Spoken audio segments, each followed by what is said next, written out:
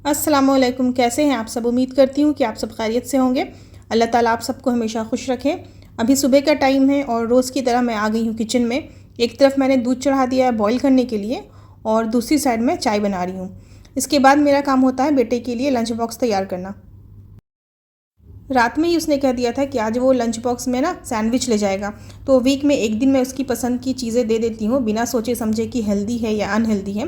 बाकी 5 दिन तो फिर मैं घर का बना हुआ जो हेल्दी नाश्ता होता है ना, रोटी सब्ज़ी, वही देती हूँ। सैंडविच के लिए सबसे पहले मैंने ब्रेड को रोस्ट कर लिया दोनों साइड से। जनरली तो हम सैंडविच बना के रोस्ट करते हैं, लेकिन आज मैंने पहले ही सिर्फ ब्रेड को रोस्ट करके रखा है।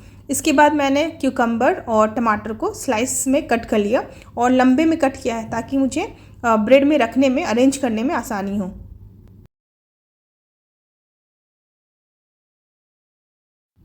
मैंने ब्रेड की एक स्लाइस पे केचप लगाया है और दूसरी स्लाइस पे मैं मेयोनीज लगाऊंगी।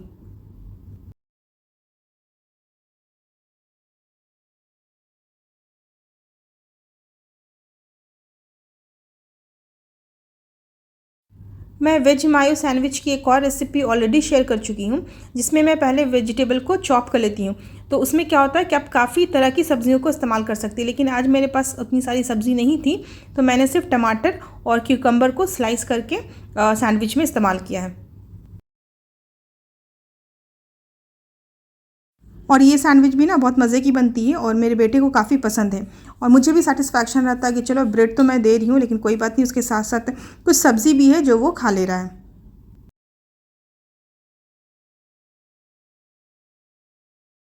और इसको बनाना भी काफ़ी आसान है, मुश्किल से 5 मिनट में बन जाता है। तो ब्रेड के ऊपर सबसे पहले मैंने टमाटर स्लाइस करके रखा, ऊपर से क्यूकम्बर की स्लाइस मैंने रखी है और लास्ट पे मैंने काली मिर्च स्प्रिंकल कर दिया।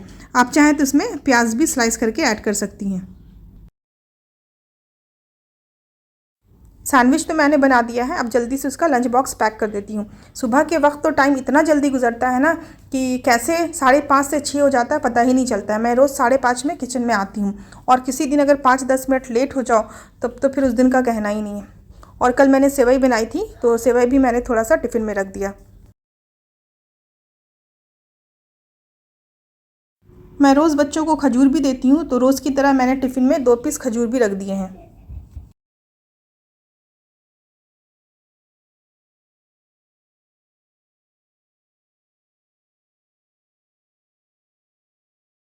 और आज फ्रूट में मैंने ग्रेप्स दिए हैं।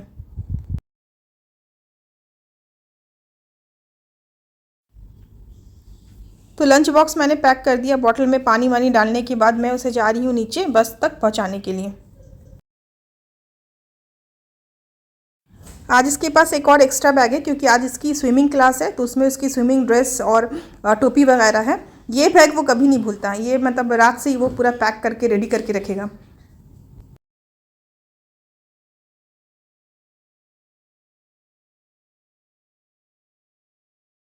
तो यहाँ पे भी उसकी बस नहीं आई है, आज लगता है कि हम लोग कुछ थोड़ा पहले आ गए थे। तो बस मैं उसे स्कूल बस पे चढ़ा के फिर वापस घर चली जाऊँगी। तो बेटे को बस पे बैठाने के बाद मैं आ गई हूँ वापस अपने प्यारे से किचन में। और चाय तो मैं बना के गई थी, बस मैं उसे गर्म कर रही हूँ और एक तरफ मैंने दाल भी चढ़ा दिया है और चावल को मैं एक बॉईल करके रख दूँगी और फिर लंच के टाइम कुक करूँगी। तो चाय मैं पी लेती हूँ यहाँ पे, उसके बाद मैं हस्बैंड के लिए नाश्ता बनाऊँगी।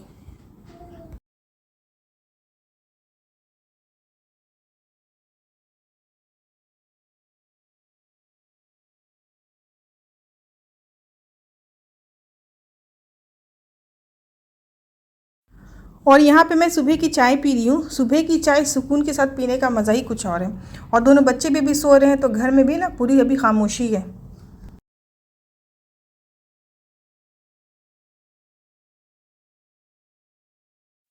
चाय पीकर फिर मैं सीधे जाऊंगी किचन में, हस्बैंड के लिए नाश्ता बनाऊंगी। लंच बॉक्स तो मैं दोनों का साथ में बना लेती हूँ, बेटे के साथ उनका भी लंच बॉक्स पैक कर देती हूँ। हस्बैंड तो ज़्यादातर नाश्ते में ऑमलेट ही लेते हैं, तो उनके ऑफिस जाने के बाद फिर मुझे समझ में नहीं आ रहा था कि हम लोगों के लिए क्या बनाऊँ। रोटी बनाऊँ तो फिर उसके साथ सब्ज़ी बनाऊँ, तभी मुझे अचानक याद आया कि आज रोगनी रोटी बनाती हूँ। तो यहाँ पे मैं रोगनी रोटी बनाऊँगी और उसके साथ मैं लहसुन की चटनी बनाऊँगी। तो सबसे पहले मैंने लहसुन की चटनी की तैयारी की है। ये चटनी ना बहुत जल्दी बन जाती है, बहुत मज़े की, बिल्कुल चटपटी सी बनती है। और सबसे अच्छी बात क्या है कि इसको आप महीनों तक स्टोर करके रख सकते हो। चटनी के लिए मैंने 2 लहसुन लिए और छिलकी उतार कर मैं उसे तवे पे ड्राई रोस्ट कर रही हूँ। उसमें बर्निंग स्पॉट आ जाएगा, उसके बाद मैं उसे अलग प्लेट में निकाल लूँगी। उसी पैन में फिर मैंने सूखी लाल मिर्च को रोस्ट कर लिया, इसको भी बगैर तेल के, और जितना लहसुन है ना उसका आधा लाल मिर्च मैंने लिया। इससे जो तीखापन है वो बिल्कुल बैलेंस रहता है, बहुत ज़्यादा तीखा नहीं होगा। लेकिन अगर आप बहुत ज़्यादा तीखा खाते हैं तो आप दोनों की क्वांटिटी इक्वल कर सकते हैं। मिर्चों को रोस्ट करने के बाद मैंने इसमें हाफ़ टी स्पून ज़ीरा, सौंफ और अजवाइन को रोस्ट कर लिया है। और पहले मैंने मिर्चों को कर लिया था, क्योंकि अगर सबको साथ में देती ना तो ये जो मसाले हैं सौंफ वगैरह ये जल जाते। इन सबको हम अच्छे से भून लेंगे, और भुनने के टाइम आपको ख़ुद पता चल जाएगा, वो आवाज़ आती है ना एक भुनने वाली, तो यहाँ पे अच्छे से रोस्ट हो गया है। अब मैं इसे भी लहसुन के साथ निकाल कर अलग कर लूँगी। उसके बाद हम इसे ठंडा करके मिक्सी में ग्राइंड कर लेंगे।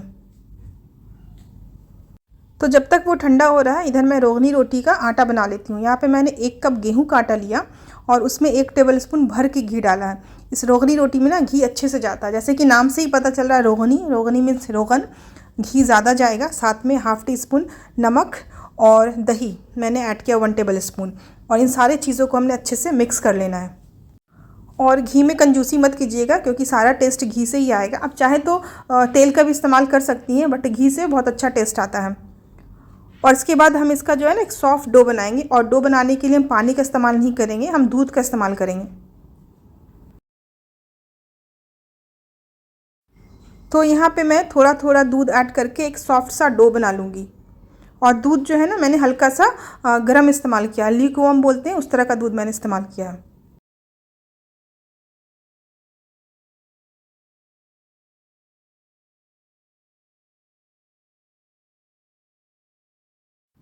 तो यहाँ पे डो बन गया है। अब मैं इसे कुछ देर रेस्ट करने के लिए रख दूँगी, और दूसरी तरफ मैं चटनी पीस लूँगी।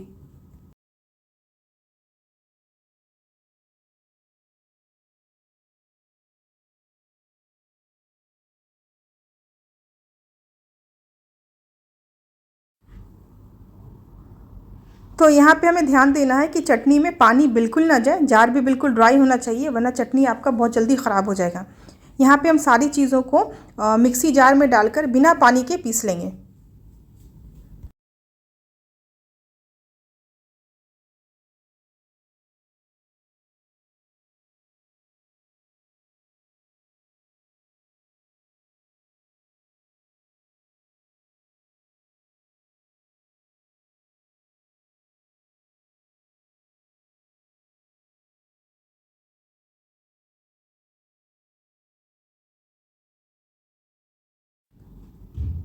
तो अभी ये थोड़ा सा और पिसाएगा, तो अब मैं इसमें थोड़ा सा नमक डालकर एक बार और ग्राइंड कर लूँगी। हाफ़ टी स्पून के करीब मैंने नमक ऐड किया है। वैसे चटनी में तो नमक थोड़ा ज़्यादा होता है, बाकी आप अपने टेस्ट के हिसाब से डाल सकती हैं।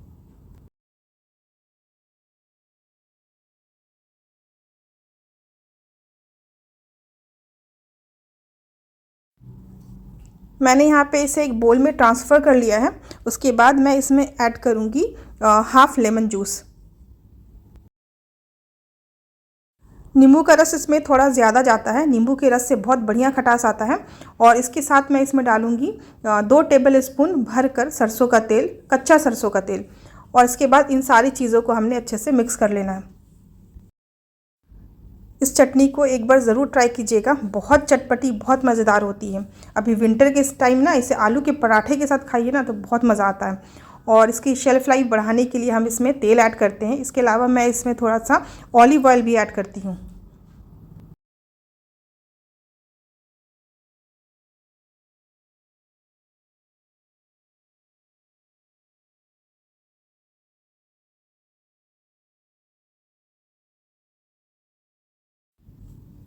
तो यहाँ पे चटपटी सी चटनी बिल्कुल रेडी है।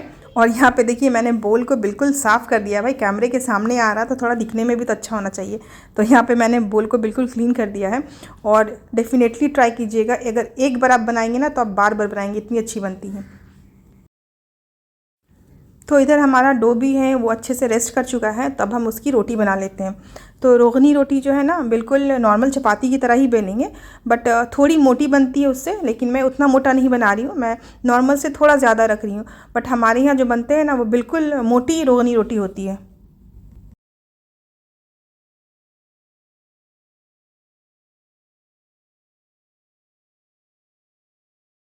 और लास्ट में हम उसे फोक से प्रिक कर लेंगे, क्योंकि हमें इसे चपाती की तरह फुलाना नहीं है। रोगनी रोटी ना बिल्कुल क्रिस्पी और खस्ता होती है, तो फ्राई करने के टाइम हमें ध्यान देना कि ये फूले नहीं, इसको प्रेस कर कर के हम अच्छे से सेक लेंगे। और फिर से मैंने यहाँ पे घी का इस्तेमाल किया है, घी से ही रोगनी रोटी का मज़ा है, जैसे कि नाम से ही पता चल रहा है रोगनी है तो रोगन का इस्तेमाल तो ज़्यादा होगा।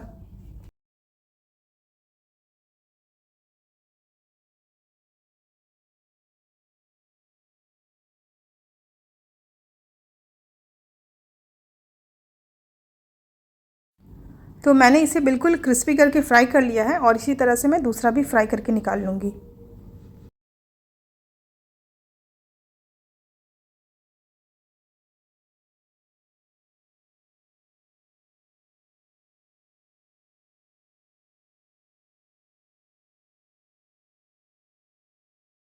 तो यहाँ पे बिल्कुल इंडियन देसी नाश्ता आज मैंने बनाया है, और बहुत मज़े की बनती है, बहुत चटपटी सी चटनी होती है। चटनी को तो आप आराम से किसी एयर टाइट कंटेनर में स्टोर करके 15 से 20 दिन रख सकते हो, बिल्कुल ख़राब नहीं होगी। अब मैं जा रही हूँ नाश्ता करने के लिए। तो बस ये था आज का एक छोटा सा व्लॉग। आज का व्लॉग यहीं पे ख़त्म करती हूँ, मिलते हैं अपने नेक्स्ट व्लॉग में। तब तक अपना ख्याल रखिएगा। बाय, टेक केयर, अल्लाह हाफिज़।